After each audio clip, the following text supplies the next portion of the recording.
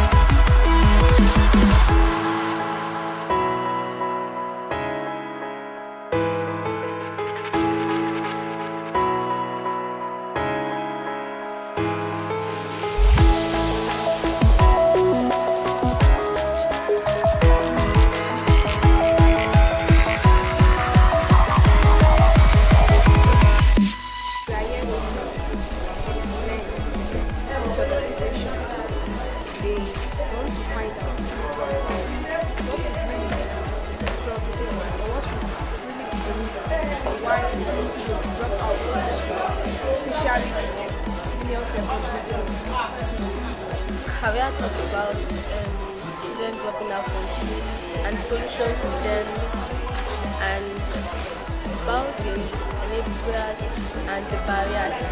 This is an enabler. So this is the arm of government.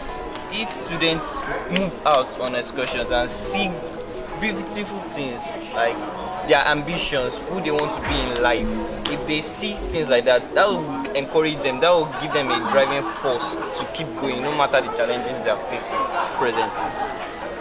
And this also an enabler is the school counselor speaking a student opening up to a school counselor.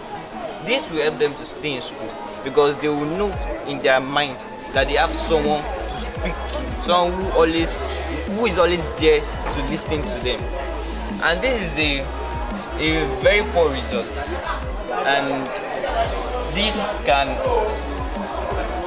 might be a barrier for students to continue in school, because basically such a student with this result will not promote to the next grade, and students who are not good enough, we just want to step down from the school system and find other things doing. And this is also a barrier. This is a peer pressure. Negative peer influence can cause school dropouts. This is a picture. These two people are not actually showing very well because their face they were blocked. And this is another two students from another school, from two different schools, meeting in a charging point. Maybe they just want to charge their phone during school hours.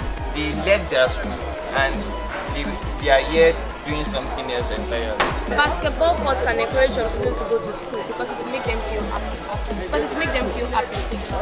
Whenever they have like what they can do in school, they want to go to school because they know that they will not be bored short. After working, they know that they will have something to do during break time.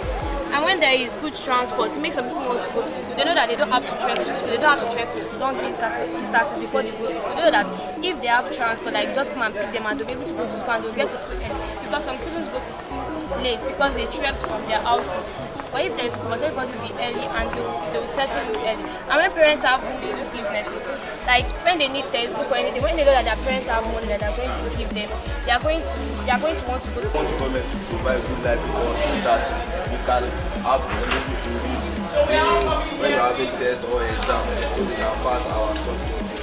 I'm in a private school though, but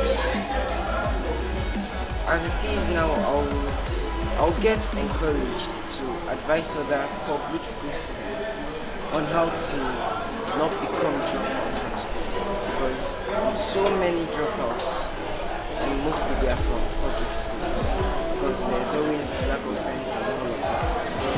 I dropped out 2 years ago. I don't have money for wife. Please, as you're going in, you can pick your seat if you have not picked it before. Wife 2 years ago when I was university. The conference is a step in the right direction. It's the beginning.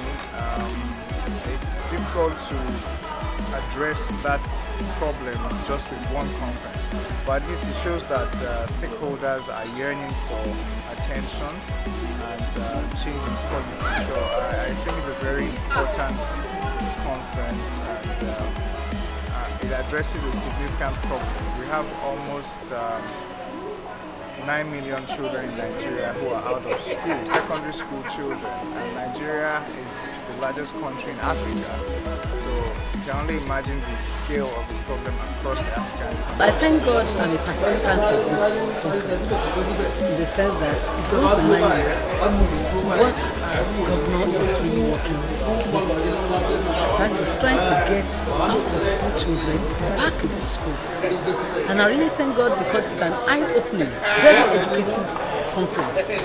We were able to interact even with the students themselves, the administrators, school councillors, vice principals, and parents. SS2 multiple SS2 totem. So now we are going to see SS2. It's money for SS2 money. It's money to the exam. We say go to the able to be 3 years. Need to close to 2017. It will be 3 years. Tomorrow we come to exam. So it's money for school class to school. So the team they in the class. So it's my help me like to Many of organizations who are presented here, they themselves have seen what is happening, and we have really asked them questions what they think they can do, because we have told them what we have reviewed to them issues in the states, and many of them are already telling us what they intend to do. At least for some who are dropped out of school, one of our success story now is that during this program, one of our out-of-school adolescents was in UCI, and the boy told us that he wants to go back to school, and now we are contacting some of the public schools principals who can help us accommodate him. At least this is also a success story. We invited the parents, asked him questions, and he needs to go back to school. And now this meeting, since we have principals present, we are sure that our collaboration will be more successful now in bringing the boy back to school.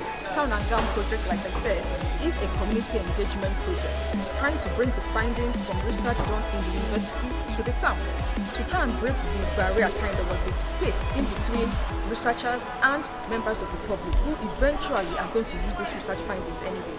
And so we decided on an adolescent health problem to look at, and that is the problem of adolescents being in school. We found out that many times those who are out of school are the ones who are more likely to be engaging in risky behaviors. And these risky behaviors have tremendous impact on their health. First of all, it has impact on their health as adolescents. then it goes on to have impact on their health when they become adults. And even beyond that, it also affects their children that they give birth to. And now that is a whole cycle of health problems. And so that was the problem we decided to look at. Based on research we conducted as well, and from studies that we had read about too, we saw that many of these health problems, they are commoner among out-of-school adolescents. So they are the ones who are more likely to smoke, they're the ones who are more likely to drink alcohol, and they're the ones who are more likely as well to have unprotected sexual intercourse. And so what then did we do? We brought together adolescents who are the primary stakeholders, in-school adolescents and out-of-school adolescents, and decided to give them different ways by which they could bring information back from us. So we trained them in the use of cameras, and we gave them cameras and told them to go to town and take pictures that depicted things that would constitute barriers to staying in school and things that could be facilitators to staying on in school, particularly senior secondary school, because this is usually the time at which many of them drop out and they pick up these behaviors. As when they brought these findings back for us, we also spoke with teachers because we did not want a one-sided story. We wanted a rounded and a comprehensive package. And so we asked teachers also to draw for us and show us on maps what are things that can constitute enablers and barriers to secondary school education. Now, after we looked at the findings, we now decided to take this out into a larger space and bring in a greater number of stakeholders from government, from Ministry of Education, from research, parents as well, and then proprietors of senior secondary schools and junior secondary schools as well too. And that was why we had this program. And I can say that really it has been a very good platform because we have seen adolescents speak out. We watched them present their findings with a lot of confidence. We have also seen the stakeholders speak about these things, and we believe that in going forward, we are all coming together with all our different interventions, and we are going forward to do great things. We have been challenged that everybody should go forward and do one thing, two things, to actually break these barriers to secondary school retention, and we know that going forward, we shall achieve our goals.